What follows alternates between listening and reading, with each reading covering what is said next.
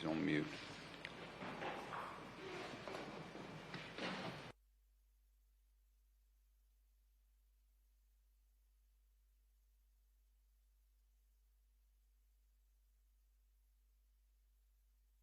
This is a reference by the Attorney General under Section 36 of the Criminal Justice Act 1970. My Lady, I appear on behalf of the Solicitor General in this case.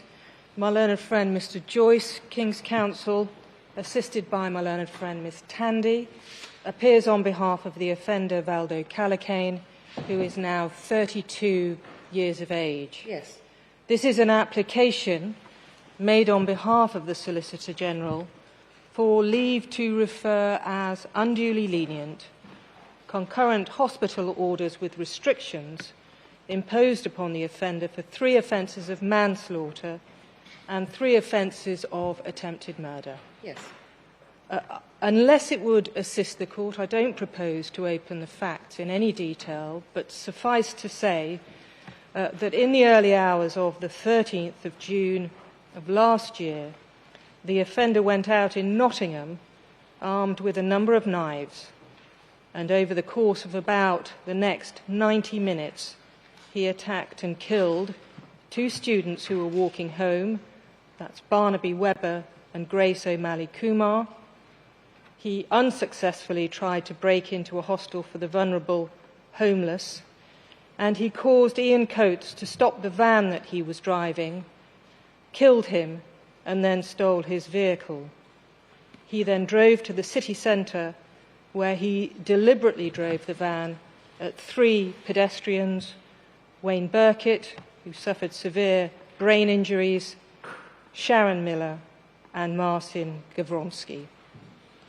The court will be aware that in respect of the fatalities, the offender was originally charged with 3 offences of murder. However, having received psychiatric evidence, the prosecution accepted pleas in respect of manslaughter for those offences by reasons of diminished responsibility. This court knows, but I say it because others listening may not, that this court has no power to inquire into that decision to accept the manslaughter pleas. And the solicitor... This is a reference against the sentences imposed on the basis that you say that they were unduly lenient, and that is the only question for us today. Ms. Hare, you will of course take whatever course you wish, but just equally so that everybody understands, we have obviously prepared carefully for today's hearing. I understand. We have read the papers, and also in terms of managing expectations, we do not intend to be giving judgment today. We will be reserving our judgment, and I hope that that helps everybody get through the next few hours and conceive a way forward. I'm very grateful for that indication, my lady. Can I briefly set out the submissions made on behalf of the Solicitor General? And of course the court, if it has any questions, Yes, will invite me to respond. Thank you. The essential submission made on behalf of the Solicitor General is that the exceptional level of seriousness of the offences was such that the case required the imposition of a sentence with a penal element, an element of punishment. And in this case, that would be a sentence of life imprisonment with a Section 45A hospital and limitation direction, sometimes called a hybrid order. Let's call it that for today's purposes. I'm grateful. Thank you. I've made clear in the reference documents submitted that no criticism is made of the learned judge in his approach to the sentencing process, which was in accordance with the guidelines and, in particular, the guideline for diminished responsibility manslaughter. But there are 2 matters which the Solicitor General invites the court to consider. The first relates to the calculation of the minimum term. Everybody accepted, I think, in the court below that were there to be a prison sentence, it would have to be a sentence of life imprisonment. Accepting that the judge was entitled to accept the psychiatric evidence, which supported a finding that the offender's level of retained responsibility fell within the lower category within those guidelines. Nevertheless, it is the submission of the Solicitor General that there were aggravating features which should have resulted in an increase from the starting point of 7 years for a single offence. The learned judge made an upward adjustment to reflect totality, but did not make an upward adjustment, according to his sentencing remarks, to reflect the aggravating features which are set out in paragraph 79 of the reference document, namely the significant degree of planning and premeditation, the use of a weapon, not just the knife that was used to kill, but also the use of the vehicle which was used as a weapon. He had 3 knives in his bag, is that right? That's correct. Yep. And others were put at risk of harm by the offender's actions, not least when Mr. Coates' van was driven at members of the public, but also in respect of those within Sealyhurst House, which was that homeless hostel which the offender tried to gain access to. No uplift was made to reflect those features, the learned judge having accepted that the offences would not have been committed, planned or otherwise, due to the offender's psychosis. However, it is submitted that his culpability was not extinguished by his mental impairment, but only reduced or diminished. He knew what he was doing. He acted deliberately and with the intent to kill. And therefore, these factors, it's submitted, should have resulted in an upward adjustment, albeit from the lower starting point. Shall we have a look at what the judge did in terms of the minimum term that he arrived at before Yes. the guilty plea? Let's just turn to that, if I may.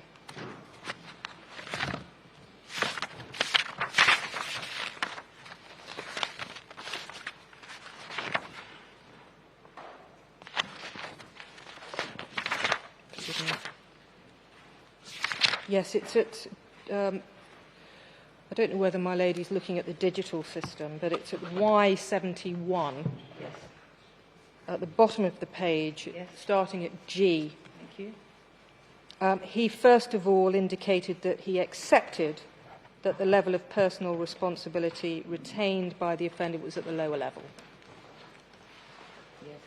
He then said if all other things were equal, the relevant sentence under the guideline would attract a starting point of 7 years, and the range, of course, for the lower level of responsibility is between 3 and 12 years imprisonment. Yes. He indicated that there would be a significant upward adjustment to take into account the number of victims involved and the 3 counts of attempted murder, so effectively totality, and that a life sentence would be appropriate with a long minimum term. He then made an upward adjustment to reflect totality to 30 years. Used by a third for guilty plea and then another third to reflect the time that he would yes. serve if such a sentence were imposed. And I don't take issue with the matters of calculation that are set out in that paragraph. He was obliged to make reductions to reflect the fact that the whole of the minimum term would be served rather than a proportion. Yes. So that's what the learned judge said about it.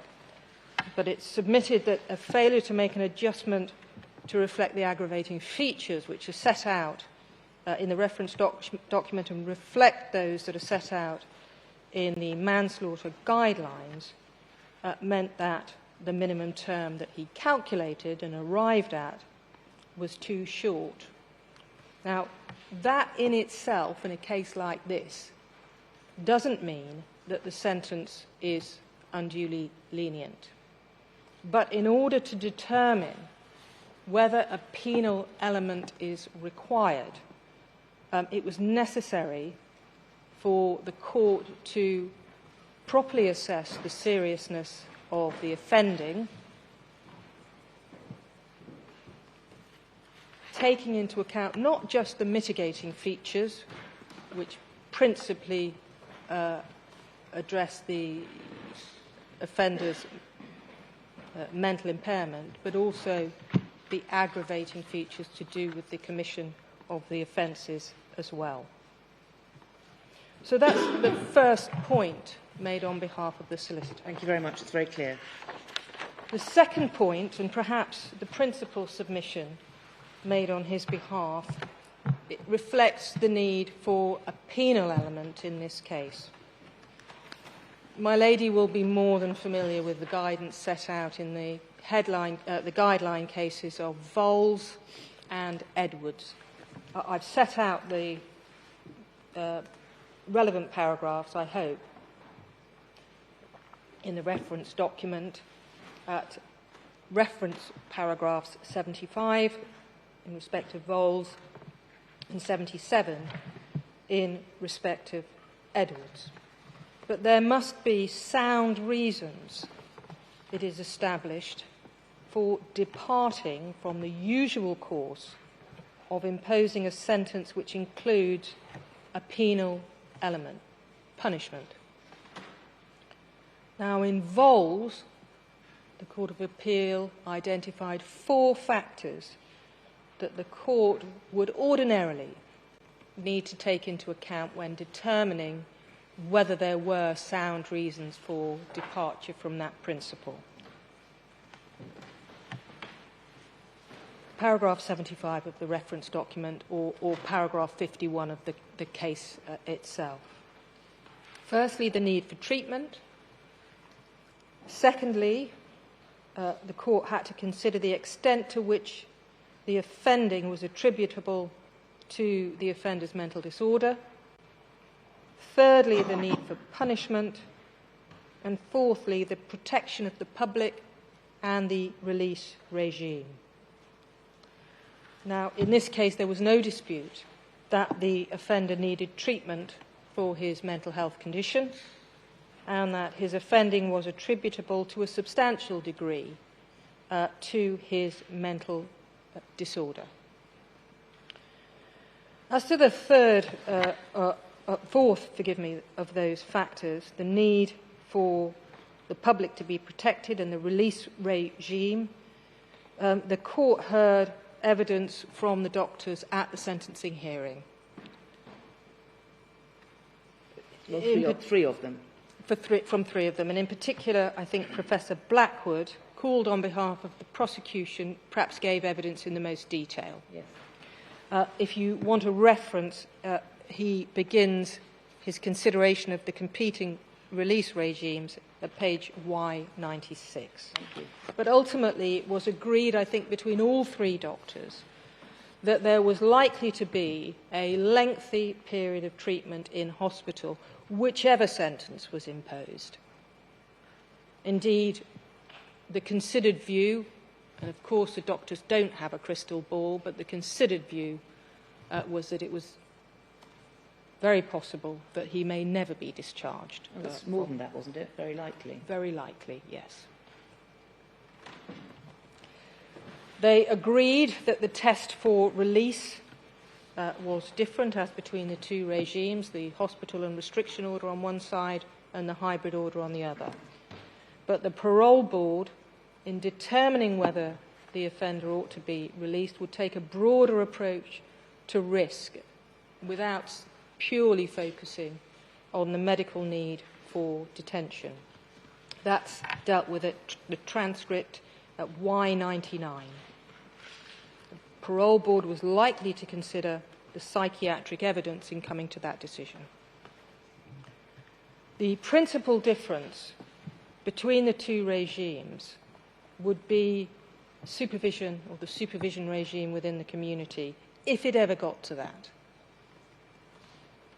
The evidence was that the Section 3741 regime would be more responsive because the medical team in the community would be more likely to spot if the offender was failing to comply with his treatment. But the court was also referred to the guidance in Edwards, at paragraph 22 of that report, about the multi-agency approach to supervision in the community following release from prison under the supervision of probation for an offence, or offences of this nature anyway, which would include input by the mental health agencies.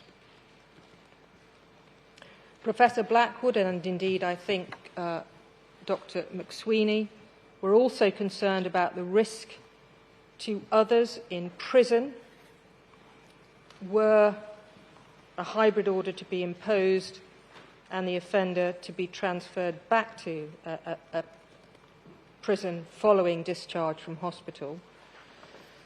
But it was acknowledged by both, I think, that the decision whether to transfer the offender from hospital to prison would involve the same kind of risk assessment that would need to be carried out were release into the community in contemplation.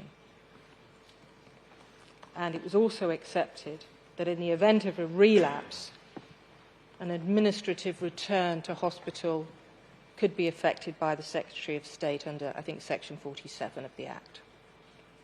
And it also shouldn't be forgotten, of course, that the level of supervision in a prison would be much greater than the level of supervision within the community.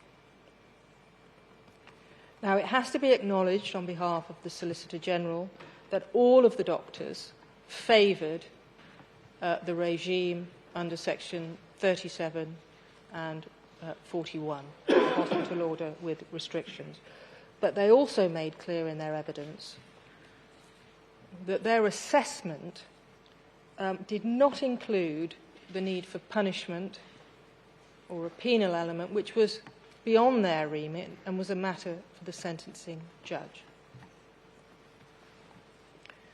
And therefore, in a crude nutshell, they favoured the hospital with restriction order on the basis there will be greater protection for the public. That's right. For the reasons that I've set out, that the supervision in the community would be more responsive and the risk to those in prison were he to be transferred to prison and the risk Edwards, of relapse. Authority you've very rightly referred to on a number of occasions. The comment is made, isn't it, at paragraph 12 by Lady Justice Hallett, that the graver the offence and the greater the risk to the public, the greater the emphasis the judge must place upon the protection of the public. That's absolutely you right. take no issue with that? Of course not. Thank you. So, just drawing the threads of what I've said so far together then, the submission is this, that whereas here the practical difference in the regimes is limited because a very lengthy custodial term would be warranted within the provisions of a life sentence were a Section 45 order to be imposed, and where the evidence is that due to the nature of the offender's illness, it's a treatment-resistant type of paranoid schizophrenia, then release from hospital under any regime is highly unlikely. And in those circumstances, it's submitted that the features identified by the doctors do not amount to sound reasons for departing from the usual course of imposing a sentence with a penal element in the exceptional circumstances of this case. I've made it, I hope, clear in the reference document that there's no attempt to criticise the sentencing judge's approach. He followed the available guidance, but the harm caused and the harm risked in this case to members of the public by the offender's crimes was extreme. There are no decided cases of a similar level of seriousness, and therefore the court is invited to consider whether, in the particular circumstances of this case, a penal element was required and whether the sentencing judge erred in imposing the hospital order with restrictions that he did concurrently on each offence. I hope that's put the position clearly. I don't know whether the court has any questions. Very well put, very clear, very effectively done. Thank you very much indeed. Can I go back to your first submission? Yes. Just with one question before asking my lords whether either of them have any questions. This relates to the submission that there was an inadequate uplift to take account of the aggravating features that you've identified. Yes. Could I take you to Professor Blackwood's evidence Yes. in cross-examination at Y108? Why? Sorry. 108, page 31 of 66. The transcript for the second day of the full hearing. Yes, I have. The 24th of January it was. Yes, I have page Y108. So Mr. Joyce asks Professor Blackwood, and in fact it starts at Y107, letter H, page 30, question. When it's put that there are aggravating features of planning and so on, as you've heard, we're actually talking, are we not, about one psychotic episode in which all these other events took place? Answer by Professor Blackwood, yes, all the features that were mentioned in terms of purchasing weapons, changing SIM cards, calling his brother, changing his shoes, discarding the hold-all, etc., all occur in the context of an active psychosis. Question, missing out the first three lines, which don't matter. It in fact comes down, does it not, to all this? To this, all those aggravating features that you say make it worse, or that are said to make it worse, are in fact part of one psychotic episode of intense severity, and Professor Blackwood answers yes. Does that affect your submissions? Well, I can't go behind the evidence that was called in the court below, and this court is bound by that evidence, and I have to accept that. I suppose there are 2 points to be made. The first is that even accepting that these were offences committed within the context of a psychotic episode, nevertheless, the impairment, though substantial, did not extinguish the culpability of the offender. And therefore, although the lower starting point of 7 years was taken, nevertheless, an upward adjustment was required, albeit perhaps not to the same extent as would be required if a higher starting point was taken, because the impairment was less. Understood. So that's the way in which I would.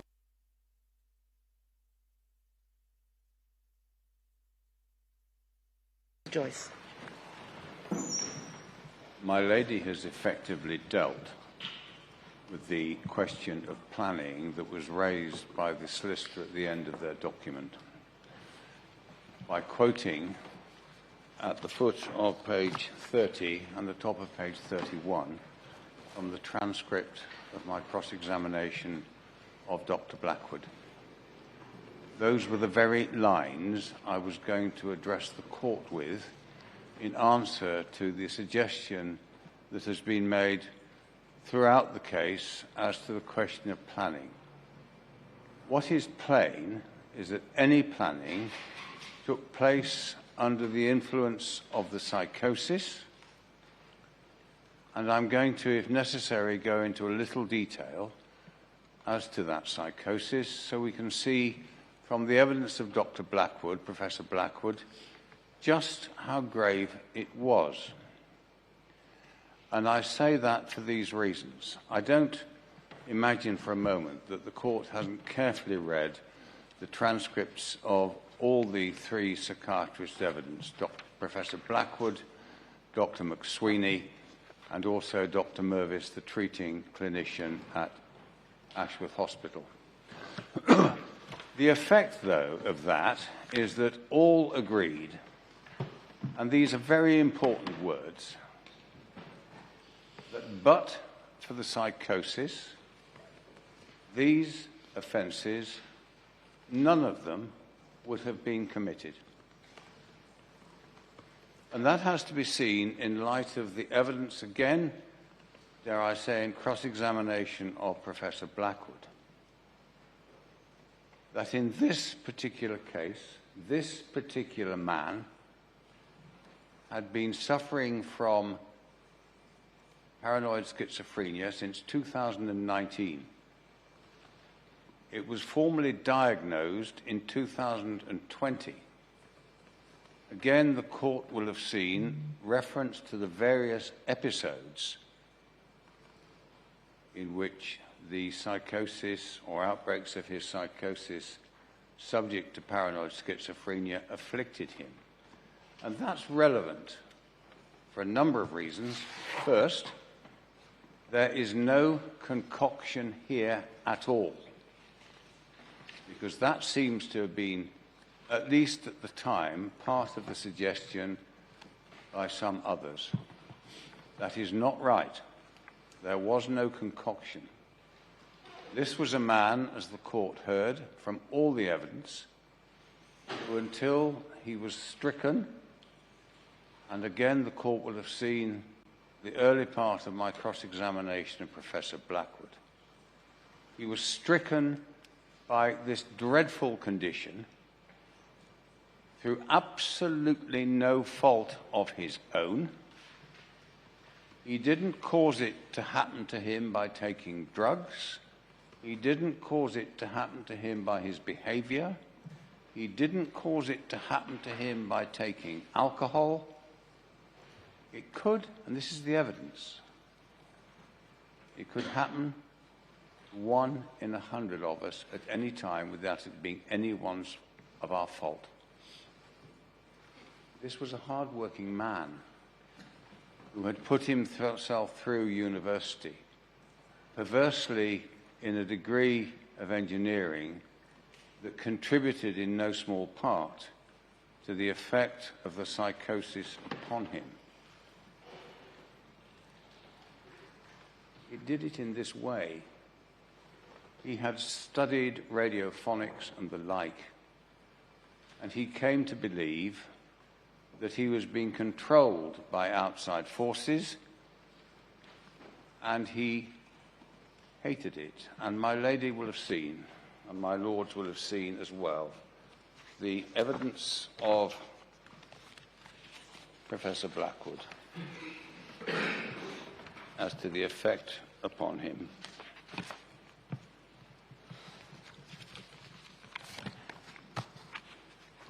He describes how he is afflicted by voices that control him, voices that he hates, voices that he can do nothing about. And that is part of the reason, as Dr. Mervis in his latest report says, he believes, he still doesn't fully believe that he's suffering from a mental illness, because he believes that those voices are real. Those voices he is still hearing. Those voices are gloating at the trouble they have got him into here, that they got him into back in Nottingham. And they are pleased at the result of the effect that they've had on him. That's the effect of Dr. Mervis's report. So it's entirely legitimate, Mr. Joyce, to emphasise the gravity of the condition, and we hear what you say, but we are familiar with the medical evidence and the cross-examination. So if there's anything particular you think we might be missing, then by all means emphasise it. But I think there are two submissions against you that you could perhaps just encapsulate your response to. Well, I've dealt with the one. Yep. I deal with the other in this sense. If, but for this condition, he would not have committed any of these offences, it is in my submission wrong. And it's not found to be other than wrong by the authorities to which you've been referred, including the last case, which Mr. Justice Turner was good enough to bring to our attention at first instance. It's wrong to say, in those circumstances, if the responsibility retained is at the very lowest end, bordering on being no responsibility through insanity, it actually comes to this. He is to be punished for being mentally ill. And that is wrong.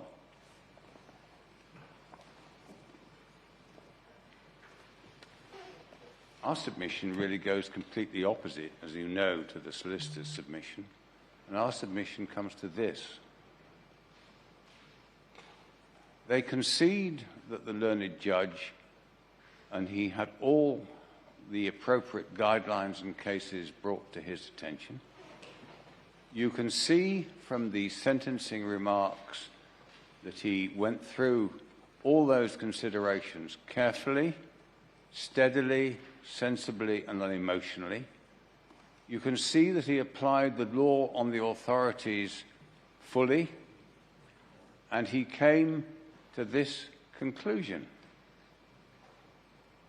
The conclusion that the proper sentence was a hospital order under Section 37, together with a restriction under Section 41.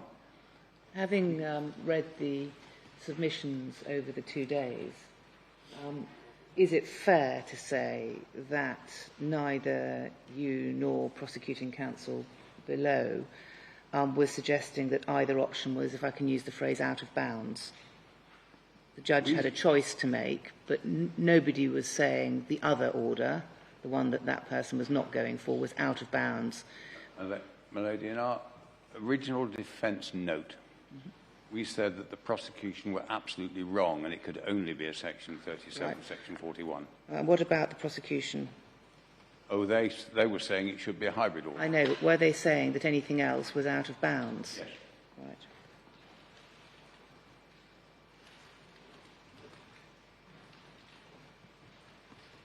That's different. I'm drawing a distinction Of course. between saying we suggest that this order, a hybrid order, is appropriate, more appropriate, obviously more appropriate. Was it being said that a hospital with restrictions order was out of bounds, completely wrong as a matter of principle or fact? No, it was being saying it was preferable that it should be a hybrid order. Well, that's how I read the submission. Yes. So I'm drawing a distinction between saying, on the one hand, this is the better, preferable, right course of action, Yes. to saying that something is completely out of bounds and wrong. Nobody was saying either option was out of bounds, as I read it. No, not in All that right. sense, no. Thank you.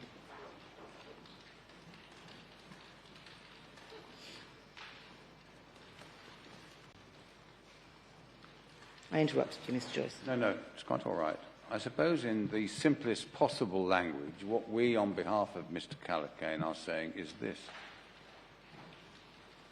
On all the evidence, he is very likely to spend the remainder of his days in a secure, or to a degree secure, mental hospital for what happened in Nottingham on that dreadful day.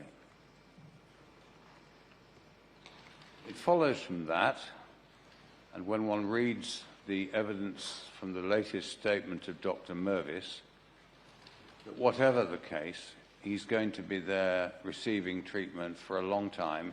It doesn't seem as if there is a particularly active response, if I can say that, to the latest drug therapy yet.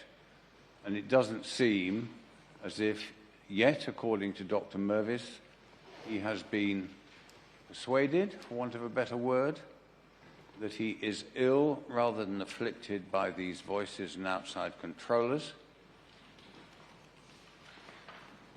The doctors were right. He's never likely to see the light of day again.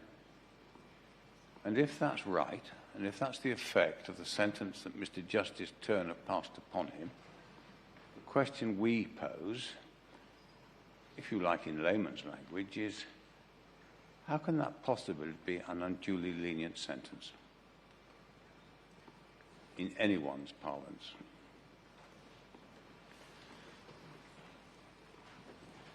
Lady, may I finish like this, please?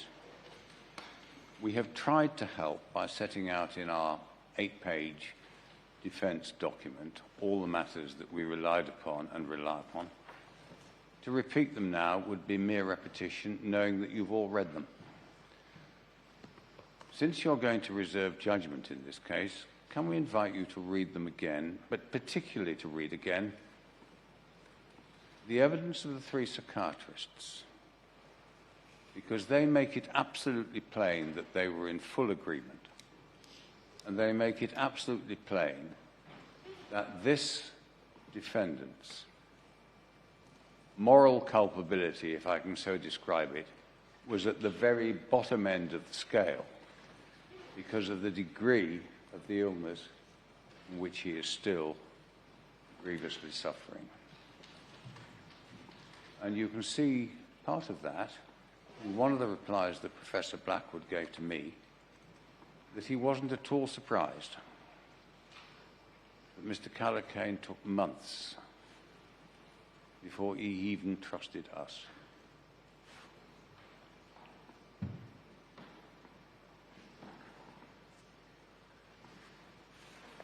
Apart from going through the documents, I'd be repeating myself. No, thank you, Andrew. Got any questions? No, thank you, Mr. Joyce. Ms. Dear. There's nothing further that I'd want to add unless the court has any questions of me. No. Thank all counsel involved for their very helpful submissions. What we will do now is rise shortly just to consider where we go next. As I've indicated, we will be reserving judgment, but I think we should have a final discussion before we come back and confirm that. So for the members, everybody in public and online, we're just going to rise now for 5 minutes or so, and then we'll come back into court and tell you what our next steps will be. Thank you. Thank you.